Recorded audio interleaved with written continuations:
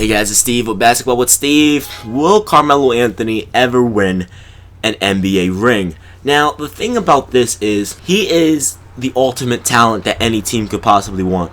He's a player that can average 25, 28, 26, anywhere in the 20s. And he's done it throughout his career. He's never averaged under 20 points per game. He'll give you 6 rebounds per game, and he'll give you 3.5 assists per game, with 1 steal and 1 block per game. That's the ultimate player.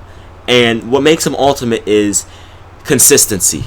That is the most, impressive thing about Carmelo Anthony, is that throughout everything he's been through, throughout all the terrible teams he's been on, all the bullshit that's been surrounding him, he's never once let that impact his game. He's always been consistent, averaging 25, 6, and 3 throughout his career, never averaging under 20 points per game. So that's ultimate. That's a once-in-a-generation player. And we actually got 4 of those players in the 03 draft, in Wade, LeBron, Melo, and Bosh. But I'm getting sidetracked. Will Carmelo Anthony ever win a ring? He has the talent to, but he doesn't have the cavalry to. He doesn't have the team to do it. Maybe now with the trade of Derrick Rose helping him out, Kristaps Porzingis can develop into an all-star. It's going to be 3 all-star players on the same team, 1 superstar, and then the potential to get Dwight Howard, because Dwight Howard has said that he does want to play with the Knicks, especially after that Derrick Rose trade. He immediately said he wanted to play with the Knicks.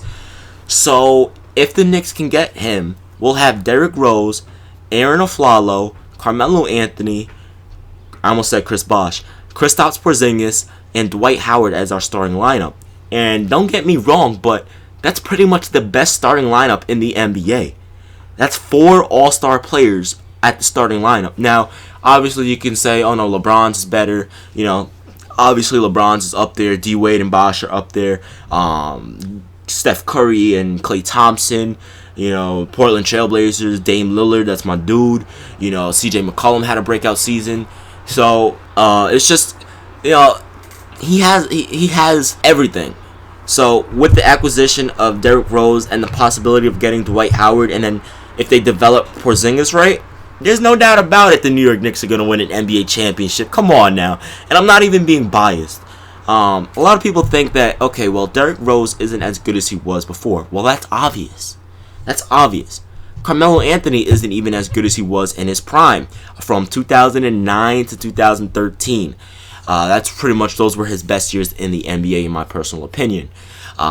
He's not that best, where he led his team to 50-plus wins. He won the scoring title. He was in second most votes in All-Star voting. I think he came in 3rd place for MVP. So, Carmelo Anthony, he's had his great years, and he's still going to have great years. So, Derrick Rose, Melo, and then Kristaps Porzingis, if he can give at least 15 and 10, and then you also have Dwight Howard giving around those same numbers. So think about this. Carmelo gives you anywhere from 20 to 28 points per game. So we have that range, and we have Derrick Rose averaging 16.5 last year and 20 points per game after All-Star break. So we'll average that to around 18 points per game.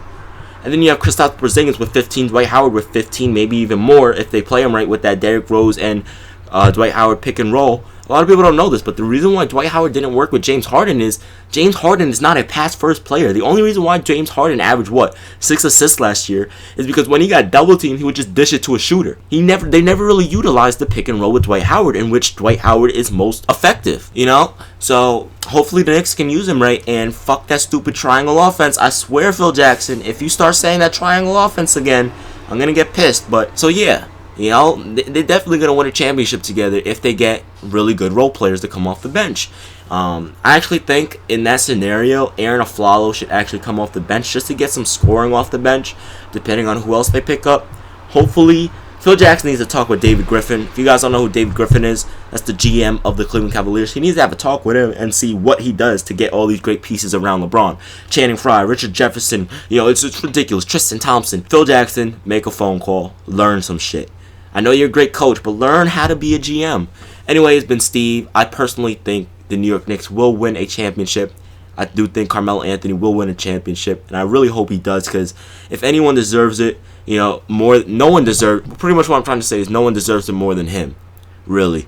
You know, he's the only one from the best draft ever to not win a championship, and Chris Paul also deserves one, but Melo deserves one more just for his consistency. Like, the dude never, like, it's ridiculous, man. Anyways, but Steve, thanks for watching. Peace.